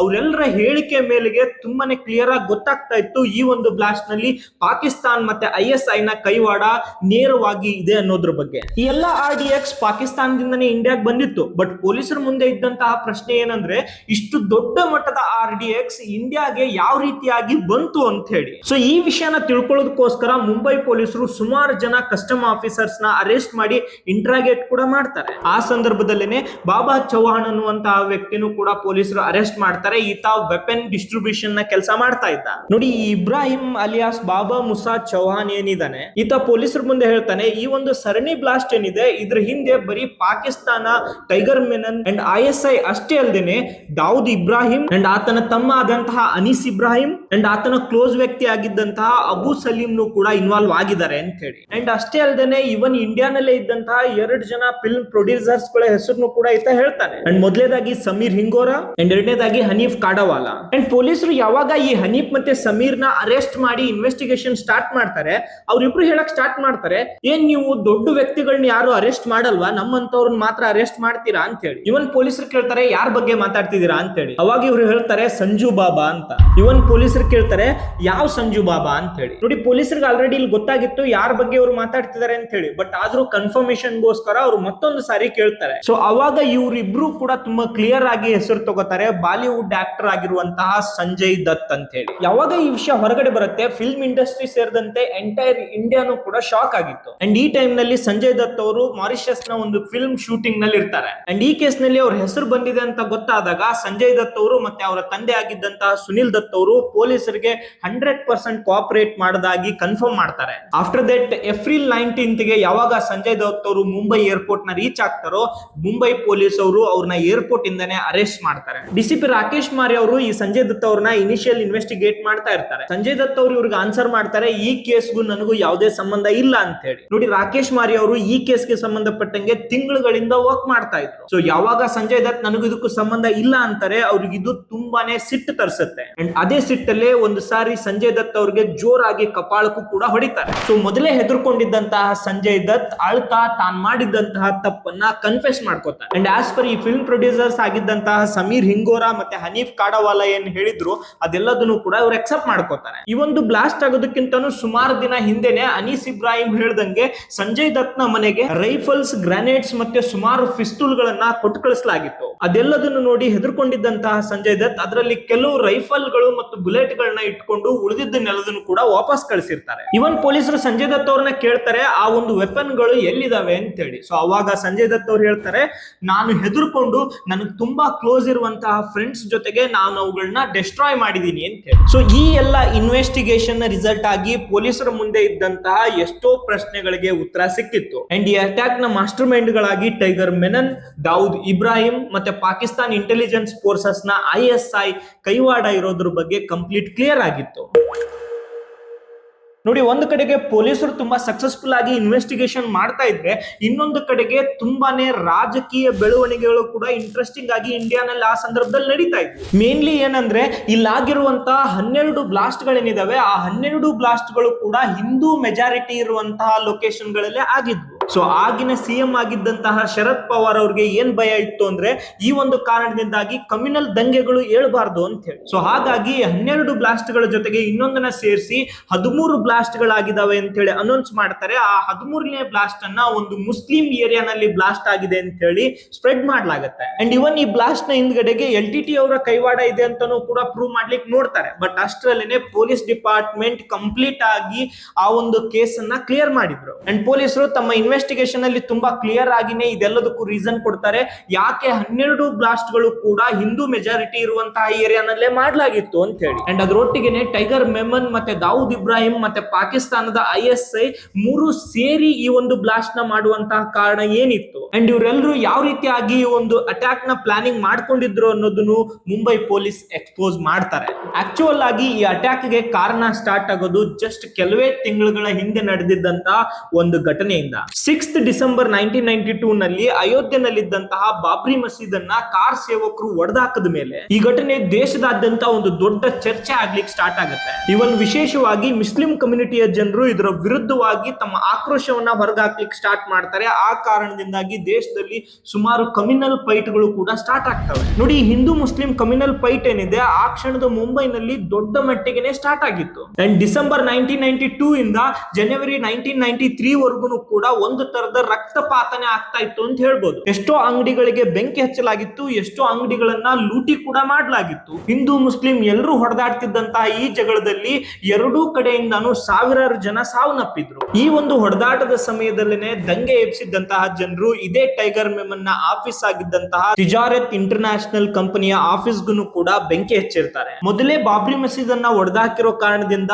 ಸಿಟ್ಟಲ್ಲಿದ್ದಂತಹ ಟೈಗರ್ ಮೆನನ್ ಈಗ ತನ್ನ ಆಫೀಸ್ಗೆ ಬೆಂಕಿ ಹಚ್ಚಿರೋದ್ರಿಂದಾಗಿ ಆತನ ರಕ್ತ ಕುದಿತಾ ಇತ್ತು. ಸೊ ಅವಾಗ್ಲೇ ಈತ ಫಿಕ್ಸ್ ಆಗ್ತಾನೆ, ತನ್ನ ಕೋಪದ ಪ್ರತಿಕಾರವಾಗಿ ಎಂಟೈರ್ ಮುಂಬೈಯನ್ನ ನಾನು ಸುಟ್ಟು ಹಾಕ್ಬೇಕು ಅಂತ ಹೇಳಿ. ಅಂಡ್ ಟೈಗರ್ ಮೆಮನ್ ಈ ಒಂದು ರಿವೆಂಜ್ ಗೆ ಸಂಬಂಧಪಟ್ಟಂಗೆ ದಾವೂದ್ ಇಬ್ರಾಹಿಂ ನ ಕಾಂಟ್ಯಾಕ್ಟ್ ಆಗ್ತಾನೆ. ಅಷ್ಟೊತ್ತಿಗೆ ಆಲ್ರೆಡಿ ದಾವೂದ್ ಇಬ್ರಾಹಿಂ ಇಂಡಿಯಾನ ಬಿಟ್ಟು ದುಬೈಗೆ ಹೋಗಿ ದುಬೈನಲ್ಲಿ ಸೆಟಲ್ ಆಗಿರ್ತಾನೆ. ಅಂಡ್ ಅಲ್ಲಿಂದಾನೆ ತನ್ನ ಅಂಡರ್ ವರ್ಲ್ಡ್ ಆಕ್ಟಿವಿಟೀಸ್ ಕೂಡ ಕಂಟ್ರೋಲ್ ಮಾಡ್ತಾ ಇರ್ತಾನೆ. ನೋಡಿ, ಇವನ್ ದಾವೂದ್ ಇಬ್ರಾಹಿಂ ಬಾಬ್ರಿ ಮಸೀದ್ ನ ಕೆಡವಿದ್ರ ಒಟ್ಟಿಗೆನೆ ಆ ಒಂದು ದಂಗೆನಲ್ಲಿ ಸತ್ತಿರುವಂತಹ ಮುಸ್ಲಿಂ ಜನರ ಪರವಾಗಿ ನಾನು ಸೇಡ್ ತೀರಿಸ್ಕೋಬೇಕು ಅಂತ ಹೇಳಿ ನೋಡ್ತಾ ಇದ್ದ. ಅಂಡ್ ಈ ಒಂದು ಮೂವ್ಮೆಂಟ್ ಅನ್ನ ತುಂಬಾ ಕ್ಲೋಸ್ ಆಗಿ ಮಾನಿಟರ್ ಮಾಡ್ತಿದ್ದಂತಹ ಪಾಕಿಸ್ತಾನದ ISI ಅವರು ಇದರ ಅಡ್ವಾಂಟೇಜ್ ಅನ್ನ ತಗೋತಾರೆ. ಸೊ ಆ ಸಂದರ್ಭದಲ್ಲಿ ISI ನ ಚೀಫ್ ಆಗಿ ಜಾವಿದ್ ನಾಸೀರ್ ಅವರು ಇದ್ರು. ಅಂಡ್ ಇವನ್ ಈ ಜಾವಿದ್ ನಾಸೀರ್ ಅಲ್ಲಿನ ತಬ್ಲಿಗಿ ಜಮಾತ್ ಅನ್ನುವಂತಹ ಒಂದು ಇಸ್ಲಾಮಿಕ್ ಸಂಘಟನೆ ಜೊತೆಗೂ ಕೂಡ ಸೇರ್ಕೊಂಡವರಾಗಿದ್ರು. ಸೊ ISI ಗೆ ಇಂಡಿಯಾನಲ್ಲಿ ಆಗ್ತಿದ್ದಂತಹ ಈ ಇಂಟರ್ನಲ್ ಫೈಟ್ ಗಳು ಒಂದು ತರದ ಅಪಾರ್ಚುನಿಟಿ ಆಗಿ ಕಂಡು ಬರ್ತಾ ಇತ್ತು. ಇದಾದ್ಮೇಲೆ ಇವರೆಲ್ಲರ ಮೀಟಿಂಗ್ ಗಳು ಕೂಡ ಸ್ಟಾರ್ಟ್ ಆಗ್ತವೆ. ಈ ಟೈಗರ್ ಮೆಮನ್, ದುಬೈನಲ್ಲಿ ತೌಫಿಕ್ ಜಲಿಯಾವಾಲಾ, ದಾವೂದ್ ನ ತಮ್ಮ ಆಗಿದ್ದಂತಹ ಅನೀಸ್ ಇಬ್ರಾಹಿಂ, ಮುಸ್ತಫಾ ದೋಸಾ ಮತ್ತೆ ISI ಗೆ ಸಂಬಂಧಪಟ್ಟಿದ್ದಂತಹ ಕೆಲವೊಂದಿಷ್ಟು ಜನರು ಅಂಡ್ ಕೆಲವೊಂದಿಷ್ಟು ದುಬೈನ ಶ್ರೀಮಂತ ಜನರು ಇದರಲ್ಲಿ ಸೇರ್ಕೊಂಡು ಮೀಟಿಂಗ್ ಮಾಡ್ತಾರೆ ಮುಂಬೈ ಮೇಲೆ ಯಾವ ರೀತಿಯಾಗಿ ಅಟ್ಯಾಕ್ ಮಾಡಬೇಕು ಅಂತ ಹೇಳಿ. ನೋಡಿ, ಆ ಸಮಯದಲ್ಲಿ ಮುಂಬೈನಲ್ಲಿ ನಡೀತಿದ್ದಂತಹ ಸ್ಮಗ್ಲಿಂಗ್ ರಾಕೆಟ್ ಏನಿದೆ ಅದರ ಕಂಪ್ಲೀಟ್ ಕಂಟ್ರೋಲ್ ಅನ್ನೋದು ಇದೇ ಟೈಗರ್ ಮೆಮನ್ ಕೈಯಲ್ಲೇ ಇತ್ತು. ಸೊ ಹಾಗಾಗಿನೇ ಪಾಕಿಸ್ತಾನದಿಂದ ಬರಬೇಕಾಗಿದ್ದಂತಹ ಎಲ್ಲ ಎಕ್ಸ್ಪ್ಲೋಸಿವ್ ಗಳನ್ನ ಮುಂಬೈ ತಲುಪಿಸುವಂತಹ ಜವಾಬ್ದಾರಿನ ಮೆಮನ್ಗೆ ಕೊಡ್ಲಾಗುತ್ತೆ. ಅಂಡ್ ಅದೇ ರೀತಿಯಾಗಿ ಪಾಕಿಸ್ತಾನದಲ್ಲಿ ಇದಕ್ಕೆಲ್ಲ ಫಂಡ್ ಮತ್ತೆ ವೆಪನ್ ಗಳನ್ನ ಅರೇಂಜ್ ಮಾಡೋ ಕೆಲಸನ ಕರಾಚಿನಲ್ಲಿ ಡ್ರಗ್ ಟ್ರಾಫಿಕಿಂಗ್ ಕಿಂಗ್ ಆಗಿದ್ದಂತಹ ತೌಸಿಫ್ ಜಲಿಯಾವಾಲಾ ನೀಡಲಾಗುತ್ತೆ. ಇದಾದ್ಮೇಲೆ ಬ್ಲಾಸ್ಟ್ ಅನ್ನ ಎಲ್ಲೆಲ್ಲಿ ಮಾಡಬೇಕು ಅನ್ನುವಂತಹ ಪ್ಲಾನ್ ಅನ್ನ ಇವರು ಸ್ಟಾರ್ಟ್ ಮಾಡ್ತಾರೆ. ದಾವೂದ್ ಇಬ್ರಾಹಿಂ ಆಗಿರ್ಬೋದು, ಪಾಕಿಸ್ತಾನದ ISI ಆಗಿರ್ಬೋದು, ಇಂಡಿಯಾದ ಮೇಲೆ ಯಾವ ರೀತಿ ಅಟ್ಯಾಕ್ ಮಾಡಬೇಕು ಅಂತ ಪ್ಲಾನ್ ಮಾಡಿದ್ರು ಅಂದ್ರೆ ಇಡೀ ಜಗತ್ತೇ ಶಾಕ್ ಆಗುವಂತಹ ಅಟ್ಯಾಕ್ ನ ಅವ್ರು ಕೈಗೊಳ್ತಾರೆ. ಸೊ ಅದೇ ಕಾರಣದಿಂದಾನೇ ಒಂದೇ ದಿನದಲ್ಲಿ ಒಂದೇ ಸಮಯದಲ್ಲಿ ಇಷ್ಟೊಂದು ಬ್ಲಾಸ್ಟ್ ಗಳನ್ನ ಇವರು ಪ್ಲಾನ್ ಮಾಡ್ಕೋತಾರೆ. ಯಾಕಂದ್ರೆ ಹೆಚ್ಚಾಗಿ ಜನರು ಸಾಯಬೇಕು ಮತ್ತೆ ಆಂತರಿಕವಾಗಿ ಅಲ್ಲಿನ ಜನರು ಭಯ ಪಟ್ಕೊಂಡು ಹೆದರ್ಬೇಕು ಅನ್ನೋದಕ್ಕೋಸ್ಕರ. ನೋಡಿ, ಇಷ್ಟು ದೊಡ್ಡ ಅಟ್ಯಾಕ್ ನ ಇವ್ರು ಪ್ಲಾನ್ ಮಾಡಿ ಎಕ್ಸಿಕ್ಯೂಟ್ ಮಾಡ್ಬೇಕು ಅಂದ್ರೆ ಇವ್ರಿಗೆ ತುಂಬಾನೇ ದುಡ್ಡಿನ ವ್ಯವಹಾರಗಳನ್ನ ಮಾಡ್ಬೇಕಾಗ್ತಾ ಇತ್ತು. ಸೊ ಹಾಗಾಗಿ ಒಬ್ಬ ಟ್ರಸ್ಟೆಡ್ ವ್ಯಕ್ತಿ ಈ ಟೈಗರ್ ಮೆಮನ್ಗೆ ಬೇಕಾಗಿತ್ತು. ಸೊ ಅದೇ ಕಾರಣದಿಂದಾಗಿ ಅವರ ತಮ್ಮ ಆಗಿದ್ದಂತಹ ಯಾಕೂಬ್ ಮೆಮನ್ ಕೂಡ ತನ್ನ ಪ್ಲಾನ್ ನಲ್ಲಿ ಶಾಮೀಲ್ ಮಾಡ್ಕೋತಾನೆ. ಯಾಕೂಬ್ ಮೆಮನ್ ಆ ಹಂತದಲ್ಲಿ ಒಬ್ಬ ಚಾರ್ಟೆಡ್ ಅಕೌಂಟೆಂಟ್ ಆಗಿ ಕೆಲಸ ಮಾಡ್ತಾ ಇದ್ದ. ಟೈಗರ್ ಮೆಮನ್ ಫ್ಯಾಮಿಲಿಗೆ ಸಂಬಂಧಪಟ್ಟಂತೆ ಬಾಂದ್ರಾದ HSBC ಬ್ಯಾಂಕ್ ನಲ್ಲಿ 4 NRI ಬ್ಯಾಂಕ್ ಅಕೌಂಟ್ ಗಳು ಇರ್ತವೆ. ಸೊ ಈ 4 ಬ್ಯಾಂಕ್ ಅಕೌಂಟ್ ಗಳ ಕಂಟ್ರೋಲ್ ಕಂಪ್ಲೀಟ್ ಆಗಿ ಯಾಕೂಬ್ ಮೆಮನ್ ಗೆ ನೀಡಲಾಗಿರುತ್ತೆ. ಅಂಡ್ ಇದರೊಟ್ಟಿಗೆ ಡೆವಲಪ್ಮೆಂಟ್ ಕಾರ್ಪೊರೇಟಿವ್ ಬ್ಯಾಂಕ್ ನಲ್ಲೂ ಕೂಡ ಟೈಗರ್ ಮೆಮನ್ ಗೆ ಸಂಬಂಧಪಟ್ಟಂತ ಕಂಪನಿ ಏನಿತ್ತು ತಿಜಾರತ್ ಇಂಟರ್ನ್ಯಾಷನಲ್ ಕಂಪನಿ, ಇದರ ಅಕೌಂಟ್ ಕೂಡ ಇರುತ್ತೆ. ಇವನ್ ಆ ಅಕೌಂಟ್ ಇಂದಾನೆ ಇವರು ತುಂಬಾನೇ ಟ್ರಾನ್ಸಾಕ್ಷನ್ ಗಳನ್ನ ಮಾಡಿರ್ತಾರೆ ಈ ಒಂದು ಅಟ್ಯಾಕ್ ಗೆ ಸಂಬಂಧಪಟ್ಟಂಗೆ. ಇದಾದ್ಮೇಲೆ ISI ಜನವರಿ 1993 ನಲ್ಲೇನೆ ಪಾಕಿಸ್ತಾನದಿಂದ ಇಂಡಿಯಾಗೆ RDX ರೈಫಲ್ಸ್ ಮತ್ತೆ ಗ್ರೆನೇಡ್ಸ್ ಗಳನ್ನ ಟ್ರಾನ್ಸ್ಪೋರ್ಟ್ ಮಾಡ್ಲಿಕ್ಕೆ ಸ್ಟಾರ್ಟ್ ಮಾಡುತ್ತೆ. ನೋಡಿ, ಈ ಒಂದು ಪ್ಲಾನ್ ಪ್ರಕಾರ ಅವರ ಮೊದಲನೇ ಕನ್ಸೈನ್ಮೆಂಟ್ ಗುಜರಾತ್ ನ ರೀಚ್ ಆಗುತ್ತೆ. ಇವನ್ ಗುಜರಾತ್ ಇಂದ ಮುಂಬೈಗೆ ಆ ಎಲ್ಲ ಮೆಟೀರಿಯಲ್ ಗಳನ್ನ ಟ್ರಾನ್ಸ್ಫರ್ ಮಾಡುವಂತಹ ಕೆಲಸನ ಅವಾಗಿನ ಅಂಡರ್ ವರ್ಲ್ಡ್ ಡಾನ್ ಆಗಿದ್ದಂತಹ ಅಬು ಅಸ್ಲಾಂಗೆ ನೀಡಲಾಗಿತ್ತು. ಅಂಡ್ ಇದಾದ್ಮೇಲೆ ಇನ್ನೂ 2 ಕನ್ಸೈನ್ಮೆಂಟ್ ಅನ್ನ 2 ಫೆಬ್ರವರಿಯಿಂದ 8 ಫೆಬ್ರವರಿ ಒಳಗಡೆ ಇಂಡಿಯಾಗೆ ರೀಚ್ ಮಾಡಿಸಲಾಗುತ್ತೆ. ಈ ಸರಿ ಕನ್ಸೈನ್ಮೆಂಟ್ ಗಳನ್ನ ಮಹಾರಾಷ್ಟ್ರದ ರಾಯ್ಗಢ್ ಶೇಕಡಿ ಕೋಸ್ಟ್ ಗೆ ಕಳಿಸಲಾಗಿತ್ತು. ಅಂಡ್ ರಾಯ್ಗಢ್ ಇಂದ ಮುಂಬೈಗೆ ಆ ವೆಪನ್ಸ್ ಗಳನ್ನ ಟ್ರಾನ್ಸ್ಪೋರ್ಟ್ ಮಾಡೋದಕ್ಕೋಸ್ಕರ ಟೈಗರ್ ಮೆಮನ್ ಖುದ್ದಾಗಿ ಹೋಗಿದ್ದ. ನೋಡಿ, ಟೈಗರ್ ಮೆಮನ್ ಆಲ್ರೆಡಿ ಒಬ್ಬ ಸ್ಮಗ್ಲರ್ ಆಗಿರೋದ್ರಿಂದಾಗಿ ಪೊಲೀಸ್ ಡಿಪಾರ್ಟ್ಮೆಂಟ್ ಆಗಿರ್ಬೋದು, ಕಸ್ಟಮ್ ಡಿಪಾರ್ಟ್ಮೆಂಟ್ ಆಗಿರ್ಬೋದು, ತುಂಬಾ ಜನರನ್ನ ಮೊದಲೇ ಪರಿಚಯದಲ್ಲಿ ಇಟ್ಕೊಂಡಿದ್ದ. ಅವ್ರಿಗೆಲ್ಲ ದುಡ್ಡು ಕೊಟ್ಟು ಈಸಿ ಆಗಿ ಎಲ್ಲ RDX ಡಿಟೋನೇಟರ್ಸ್, ರೈಫಲ್ಸ್ ಮತ್ತೆ ಹ್ಯಾಂಡ್ ಗ್ರೆನೇಡ್ ಗಳನ್ನ ಈಸಿ ಆಗಿ ಒಂದು ವ್ಯಾನ್ ನಲ್ಲಿ ತುಂಬಿಕೊಂಡು ಈತ ಮುಂಬೈನ ರೀಚ್ ಮಾಡಿಸ್ತಾನೆ. ಅಂಡ್ ಅದಾದ್ಮೇಲೆ ಈ ಎಲ್ಲ ಎಕ್ಸ್ಪ್ಲೋಸಿವ್ ಗಳನ್ನ ಇವರು ಮುಂಬೈನ ಬೇರೆ ಬೇರೆ ಲೊಕೇಶನ್ಸ್ ಗಳ ಸೇಫ್ ಹೌಸ್ ನಲ್ಲಿ ಇಟ್ಟಿರ್ತಾರೆ. ಅಂಡ್ ಇಷ್ಟೊಂದು ದೊಡ್ಡ ಮಟ್ಟದಲ್ಲಿ ಈ ವೆಪನ್ಸ್ ಮತ್ತೆ RDX ಗಳನ್ನ ಗ್ಯಾದರ್ ಮಾಡ್ಕೊಂಡ್ಮೇಲೆ ಇದನ್ನ ಎಕ್ಸಿಕ್ಯೂಟ್ ಮಾಡೋದಕ್ಕೋಸ್ಕರ ಈತನಿಗೆ ನಂಬಿಕಸ್ತ ಹುಡುಗರು ಬೇಕಾಗಿತ್ತು. ಸೊ ಹಾಗಾಗಿ ಈತ 19 ಜನದ ಒಂದು ಟೀಮ್ ನ ರೆಡಿ ಮಾಡ್ಕೋತಾನೆ. ಅಂಡ್ ಆ 19 ಜನರನ್ನ 3 ಗುಂಪುಗಳಾಗಿ ಡಿವೈಡ್ ಮಾಡಿ ಇಂಡಿಯಾದಿಂದ ಪಾಕಿಸ್ತಾನ್ಗೆ ಟ್ರೈನಿಂಗ್ ಗೋಸ್ಕರ ಕಳಿಸ್ತಾನೆ. ಮೊದಲು ಎಲ್ಲರನ್ನ ಇಂಡಿಯಾದಿಂದ ದುಬೈ ಕಳಿಸಲಾಗುತ್ತೆ, ದುಬೈನಿಂದ ಪಾಕಿಸ್ತಾನದ ಕರಾಚಿಗೆ ರೀಚ್ ಮಾಡಿಸಲಾಗುತ್ತೆ. ಅಂಡ್ ಕರಾಚಿನಲ್ಲಿ ಈ 3 ಗುಂಪುಗಳಿಗೆ ಗನ್ ಅನ್ನ ಯಾವ ರೀತಿ ಯೂಸ್ ಮಾಡಬೇಕು, ಎಕ್ಸ್ಪ್ಲೋಸಿವ್ ಗಳನ್ನ ಕಾರ್ಗೆ ಯಾವ ರೀತಿ ಫಿಟ್ ಮಾಡಬೇಕು, ಅಂಡ್ ಗ್ರೆನೇಡ್ ಗಳನ್ನ ಯಾವ ರೀತಿ ಬಿಸಾಕ್ಬೇಕು ಅನ್ನೋದ್ರ ಬಗ್ಗೆ ತುಂಬಾನೇ ಅಗ್ರೆಸಿವ್ ಆದಂತಹ ಟ್ರೈನಿಂಗ್ ನ ಕೊಡ್ಲಾಗುತ್ತೆ. ಅಂಡ್ ಇವರೆಲ್ಲರ ಟ್ರೈನಿಂಗ್ ಕಂಪ್ಲೀಟ್ ಆದ್ಮೇಲೆ 4th ಮಾರ್ಚ್ ಗೆ ಇವರೆಲ್ಲರೂ ಮುಂಬೈನ ರೀಚ್ ಆಗ್ತಾರೆ. ಇವರೆಲ್ಲ ರಿಟರ್ನ್ ಆದ್ಮೇಲೆ ಟೈಗರ್ ಮೆಮನ್ ಎಲ್ಲೆಲ್ಲಿ ಬ್ಲಾಸ್ಟ್ ಮಾಡಬೇಕು ಅಂತ ಹೇಳಿ ಜಾಗಗಳನ್ನ ಹುಡುಕೋದಕ್ಕೋಸ್ಕರ ಇವ್ರನ್ನ ಬಿಟ್ಟಿದ್ದ. ಇವನ್ ಇವರು ಕೂಡ ಸುಮಾರು ಜಾಗಗಳನ್ನ ಹುಡುಕಿ ಫೈನಲ್ ಕೂಡ ಮಾಡಿರ್ತಾರೆ. ಬಟ್ ಅಷ್ಟರಲ್ಲಿ ಇವ್ರು ಮಾಡ್ಕೊಂಡಿದ್ದಂತಹ ಪ್ಲಾನ್ ಕಂಪ್ಲೀಟ್ ಹಾಳಾಗುವಂತಹ ಸಿಚುವೇಶನ್ ಕೂಡ ಇವ್ರ ಮುಂದೆ ಬಂದು ಒದಗುತ್ತೆ. ಏನ್ ಈ ಟೈಗರ್ ಮೆಮನ್ 19 ಜನರನ್ನ ಪಾಕಿಸ್ತಾನಿ ಟ್ರೈನಿಂಗ್ ಗೆ ಕಳಿಸಿದ್ದ, ಅದರಲ್ಲಿ ಒಬ್ಬ ವ್ಯಕ್ತಿ ಗುಲ್ ಮೊಹಮ್ಮದ್ ಅಲಿಯಾಸ್ ಗುಲ್ಲು ಪಾಕಿಸ್ತಾನದಿಂದ ಬಂದ ಮೇಲೆ ತುಂಬಾನೇ ಹೆದರ್ಕೊಂಡಿದ್ದ. ಆತನಿಗೆ ಭಯ ಇತ್ತು, ನಾಳೆ ಈ ಬ್ಲಾಸ್ಟ್ ಗಳೆಲ್ಲ ಆದ್ಮೇಲೆ ಪೊಲೀಸರು ನಮ್ಮ ಫ್ಯಾಮಿಲಿ ಅವ್ರಿಗೆ ತುಂಬಾನೇ ಹಿಂಸೆ ಕೊಡ್ಬೋದು ಅಂತ ಹೇಳಿ. ಯಾಕಂದ್ರೆ ಈ ಹಿಂದೆ ಆಗಿರುವಂತಹ ಕೆಲವೊಂದಿಷ್ಟು ಕಮ್ಯುನಲ್ ದಂಗೆಗಳಲ್ಲಿ ಈತನ ಹೆಸರು ಪೊಲೀಸರ ಮುಂದೆ ಬಂದಿತ್ತು. ಸೊ ಹಾಗಾಗಿ ಈತ 9th ಮಾರ್ಚ್ ಹೋಗಿ ಪೊಲೀಸರ ಮುಂದೆ ಸರೆಂಡರ್ ಆಗ್ತಾನೆ. ಈತ ಪೊಲೀಸರ ಮುಂದೆ ಕಂಪ್ಲೀಟ್ ಆಗಿ ಟೈಗರ್ ಮೆಮನ್ ಮಾಡ್ಕೊಂಡಿದ್ದಂತಹ ಪ್ಲಾನ್ ನ ಹೇಳ್ತಾನೆ. ಇಂಡಿಯಾದಿಂದ ಪಾಕಿಸ್ತಾನ್ಗೆ ಹೋಗಿ ಪಾಕಿಸ್ತಾನದಲ್ಲಿ ಆಗಿದ್ದಂತಹ ಟ್ರೈನಿಂಗ್ ಆಗಿರ್ಬೋದು, ಅಲ್ಲಿಂದ ವಾಪಸ್ ಬಂದ ಮೇಲೆ ಮುಂಬೈನಲ್ಲಿ ಇವರು ಸೆಲೆಕ್ಟ್ ಮಾಡ್ಕೊಂಡಿದ್ದಂತಹ ಪ್ಲೇಸ್ ಗಳಾಗಿರ್ಬೋದು, ಕಂಪ್ಲೀಟ್ ಇನ್ಫಾರ್ಮೇಶನ್ ನ ಪೊಲೀಸರ ಮುಂದೆ ತೆರೆದಿಟ್ಟಿದ್ದ. ಬಟ್ ಮುಂಬೈ ಪೊಲೀಸ್ ಈತನನ್ನ ತುಂಬಾ ಸೀರಿಯಸ್ ಆಗಿ ತಗೊಳ್ಳಲ್ಲ. ಈತನ ಮೇಲಿರುವಂತಹ ಹಳೆ ಕೇಸ್ ಗಳನ್ನ ಕ್ಲೋಸ್ ಮಾಡ್ಲಿ ಅನ್ನೋ ರೀಸನ್ ಗೋಸ್ಕರ ಏನಾದ್ರು ನಮ್ ಜೊತೆಗೆ ಸುಳ್ಳು ಹೇಳ್ತಿದ್ದಾನೇನೋ ಅಂತ ಹೇಳಿ ಈತನನ್ನ ನೆಗ್ಲೆಕ್ಟ್ ಮಾಡ್ತಾರೆ. ಅಂಡ್ ಯಾವಾಗ ಈ ಗುಲ್ ಮೊಹಮ್ಮದ್ ಪೊಲೀಸರ ಹತ್ರ ಹೋಗಿ ಸರೆಂಡರ್ ಆಗಿದ್ದಾನೆ ಅಂತ ಹೇಳಿ ಟೈಗರ್ ಮೆಮನ್ ಗೆ ಗೊತ್ತಾಗುತ್ತೋ, ಆತ ತುಂಬಾನೇ ಇದರಿಂದ ಟೆನ್ಷನ್ ಆಗಿದ್ದ. ಆಕ್ಚುಲ್ ಆಗಿ ಟೈಗರ್ ಮೆಮನ್ ಈ ಒಂದು ಅಟ್ಯಾಕ್ ನ ಏಪ್ರಿಲ್ 1993 ನಲ್ಲಿ ಶಿವಾಜಿ ಮಹಾರಾಜ್ ಅವರ ಜಯಂತಿ ದಿನ ಮಾಡಬೇಕು ಅಂತ ಹೇಳಿ ಪ್ಲಾನ್ ಮಾಡ್ಕೊಂಡಿದ್ದ. ಸೊ ಆ ಸಂದರ್ಭದಲ್ಲಿ ತುಂಬಾ ಜನ ಹಿಂದೂಗಳು ಒಂದೇ ಪ್ಲೇಸ್ ನಲ್ಲಿ ಇರ್ತಾರೆ, ಸಾಯುವಾಗ ತುಂಬಾ ಜನ ಸಾಯ್ತಾರೆ ಅನ್ನೋದು ಈತನ ಪ್ಲಾನ್ ಆಗಿತ್ತು. ಬಟ್ ಶಿವಾಜಿ ಅವರ ಜಯಂತಿಗೆ ಇನ್ನು 1 ತಿಂಗಳು ಟೈಮ್ ಇರೋದ್ರಿಂದಾಗಿ ಈತನಿಗೆ ಅಷ್ಟು ದೊಡ್ಡ ರಿಸ್ಕ್ ತಗೊಳಕ್ ಈತ ರೆಡಿ ಇರ್ಲಿಲ್ಲ. ಇನ್ನು 1 ತಿಂಗಳವರೆಗೂ ವೇಟ್ ಮಾಡಿದ್ರೆ ಪೊಲೀಸರು ಯಾವಾಗ ಬೇಕಾದ್ರೂ ನನ್ ಹಿಡಿಬಹುದು ಅನ್ನುವಂತಹ ಭಯ ಈತನಿಗೆ ಶುರು ಆಗಿತ್ತು. ಸೊ ಗುಲ್ ಮೊಹಮ್ಮದ್ ಪೊಲೀಸರ ಮುಂದೆ ಸರೆಂಡರ್ ಆಗಿರೋದ್ರಿಂದ ಭಯಗೊಂಡಿದ್ದಂತಹ ಟೈಗರ್ ಮೆಮನ್ ತನ್ನ ಫ್ಯಾಮಿಲಿಯನ್ನ ಮುಂಬೈಯಿಂದ ದುಬೈಗೆ ಕಳಿಸ್ಕೊಡ್ತಾನೆ. ನಂತರ ತನ್ನ ಮನೆಯಲ್ಲೇ ತಾನೇನು ಟ್ರೈನಿಂಗ್ ಕಳಿಸಿದಂತಹ ಉಳಿದವರಿದ್ರು ಅವರೆಲ್ಲರನ್ನು ಒಂದು ಮೀಟಿಂಗ್ ಕರೆದು 12th ಮಾರ್ಚ್ 1993 ಗೆ ಅಟ್ಯಾಕ್ ಮಾಡೋದು ಅಂತ ಹೇಳಿ ಫೈನಲ್ ಅನೌನ್ಸ್ ಮಾಡ್ತಾನೆ. ಈ ಡೇಟ್ ಫಿಕ್ಸ್ ಮಾಡಿದಂತ ಹಂತದಲ್ಲಿ ಟೈಗರ್ ಮೆಮನ್ ಹತ್ರ ಜಸ್ಟ್ 1 ದಿನ ಮಾತ್ರ ಉಳಿದಿತ್ತು. ಆದ್ರೂ ಆತನ ಒಟ್ಟಿಗೆ ಇದ್ದಂತವ್ರು ಎಲ್ರು ಅವ್ರು ಮುಚ್ಚಿಟ್ಟಿದ್ದಂತಹ RDX ಗಳನ್ನ ಸೇಫ್ ಹೌಸ್ ಇಂದ ಇದೇ ಟೈಗರ್ ಮೆಮನ್ ನ ಮನೆ ಕೆಳಗಡೆ ಇದ್ದಂತಹ ಗ್ಯಾರೇಜ್ ತಗೊಂಡ್ಬಂದು ಅಸೆಂಬಲ್ ಮಾಡ್ಲಿಕ್ಕೆ ಸ್ಟಾರ್ಟ್ ಮಾಡ್ತಾರೆ. ಅಂಡ್ 1 by 1 ಆಗಿ ಆ ಎಕ್ಸ್ಪ್ಲೋಸಿವ್ ಗಳನ್ನ ಸ್ಕೂಟರ್, ಕಾರ್ ಮತ್ತೆ ಸುಡ್ ಕೇಸ್ ಗಳಲ್ಲಿ ಫಿಕ್ಸ್ ಮಾಡ್ಲಾಗುತ್ತೆ. And next day 12th March ಗೆ ಈ ಎಲ್ಲಾ ವೆಹಿಕಲ್ ಗಳನ್ನ ಜನರು ಇರುವಂತಹ ಜಾಗಗಳಲ್ಲಿ ಅಲ್ಲಲ್ಲಿ ಹೋಗಿ ನಿಲ್ಸ್ ಬರಲಾಗುತ್ತೆ. ಅಂಡ್ ಅದೇ ದಿನ ಎಕ್ಸಾಕ್ಟ್ 1 ಗಂಟೆಯಿಂದ ಮುಂಬೈನಲ್ಲಿ 12 ಕಡೆಗೆ ಈ ಬಾಂಬ್ ಗಳನ್ನ ಬ್ಲಾಸ್ಟ್ ಮಾಡಿಸಲಾಗುತ್ತೆ. ನೋಡಿ, ಜಸ್ಟ್ 2 ಗಂಟೆ 10 ನಿಮಿಷದಲ್ಲಿ ಆಗಿದ್ದಂತಹ ಈ ಬ್ಲಾಸ್ಟ್ ಗಳಿಂದ ಇಡೀ ಮುಂಬೈ ಆ ಸಮಯಕ್ಕೆ ನಡುಗೋಗಿತ್ತು. ಈ ಗುಲ್ ಮೊಹಮ್ಮದ್ ಮಾತನ್ನ ನಮ್ದೇ ಇರುವ ಕಾರಣದಿಂದಾಗಿ ಪೊಲೀಸರು ದೊಡ್ಡ ಮಟ್ಟದ ಬೆಲೆ ತೆರಬೇಕಾಗುತ್ತೆ. 257 ಜನ ಇನ್ನೋಸೆಂಟ್ ಪೀಪಲ್ ಗಳು ಈ ಒಂದು ಬ್ಲಾಸ್ಟ್ ನಲ್ಲಿ ಸಾವನ್ನಪ್ತಾರೆ. ಅಂಡ್ ಆಕ್ಚುಲ್ ಆಗಿ ದಾವೂದ್ ಇಬ್ರಾಹಿಂ ಆಗ್ಬೋದು, ಪಾಕಿಸ್ತಾನ ISI ಆಗ್ಬೋದು, ಮತ್ತೆ ಟೈಗರ್ ಮೆಮನ್ ಆಗ್ಬೋದು, ಇವರ ಪ್ಲಾನ್ ಜಸ್ಟ್ ಒಂದು ಮುಂಬೈನಲ್ಲಿ 12 ಬ್ಲಾಸ್ಟ್ ಗಳನ್ನ ಮಾಡಿಸಿ ಬಿಡಬೇಕು ಅನ್ನೋದಷ್ಟೇ ಆಗಿರ್ಲಿಲ್ಲ. ಈ ಒಂದು ಬ್ಲಾಸ್ಟ್ ನ ಇನ್ನೊಂದು ದೊಡ್ಡ ಹಂತದಲ್ಲೂ ಕೂಡ ಇವರು ಎಕ್ಸಿಕ್ಯೂಟ್ ಮಾಡೋದಕ್ಕೆ ಪ್ಲಾನ್ ಮಾಡಿದ್ರು. ಒನ್ಸ್ ಈ ಬ್ಲಾಸ್ಟ್ ನ 2ನೇ ಭಾಗವಾಗಿ ಈ 12 ಬ್ಲಾಸ್ಟ್ ಗಳ ಆದ್ಮೇಲೆ ಇವ್ರು ಸಾಕಿದಂತಹ ಲೋಕಲ್ ರೌಡಿಗಳು ಮತ್ತೆ ಟ್ರೈನಿಂಗ್ ಕೊಡಿಸಿದಂತಹ ಹುಡುಗರು ಏನಿದ್ರು ಅವ್ರನ್ನ ಯೂಸ್ ಮಾಡ್ಕೊಂಡು ಅಲ್ಲಿದ್ದಂತಹ ರೈಫಲ್ಸ್, ಗ್ರೆನೇಡ್ಸ್ ಮತ್ತೆ ಹ್ಯಾಂಡ್ ಗನ್ ಗಳನ್ನ ತಗೊಂಡು ಮಹಾರಾಷ್ಟ್ರ ಗವರ್ಮೆಂಟ್ ನ administrative head quarters and Shiv Sena Bhavan, BMC building ನಲ್ಲಿರುವಂತಹ ದೊಡ್ಡ ದೊಡ್ಡ ಪೊಲಿಟಿಷಿಯನ್ಸ್ ಗಳನ್ನ, ಲೀಡರ್ ಗಳನ್ನ ಹೋಗಿ ಶೂಟ್ ಮಾಡಬೇಕು ಅನ್ನೋದು ಇವರ ಪ್ಲಾನ್ ಆಗಿತ್ತು. ಇದಕ್ಕೋಸ್ಕರ ಪಾಕಿಸ್ತಾನದ ISI ಅವರು ದಾವೂದ್ ಇಬ್ರಾಹಿಂ ನ ಡಿ ಗ್ಯಾಂಗ್ ಜೊತೆ ಸೇರ್ಕೊಂಡು ದೊಡ್ಡ ಮಟ್ಟದ ರೈಫಲ್ ಗಳು, 40,000 ಅಮ್ಯುನೇಷನ್ ಗಳು ಅಂಡ್ 450 ಹ್ಯಾಂಡ್ ಗ್ರೆನೇಡ್ ಗಳನ್ನ ಇಂಡಿಯಾಗೆ ಕಳಿಸಿರ್ತಾರೆ. ಬಟ್ ಈ ಪ್ಲಾನ್ ಯಾವಾಗ ಫ್ಲಾಪ್ ಆಗುತ್ತೆ ಅಂದ್ರೆ ಯಾವಾಗ ಈ 12 ಬ್ಲಾಸ್ಟ್ ಗಳಾಗ್ತವೆ, ಟೈಗರ್ ಮೆಮನ್ ಟ್ರೈನಿಂಗ್ ಕಳಿಸಿದ್ದಂತಹ ಈ ಹುಡುಗರೆಲ್ಲರೂ ನೋಡಿ ಹೆದರ್ಕೊಂಡಿದ್ರು. ಸೊ ತಮ್ಮ ಹತ್ರ ಇದ್ದಂತಹ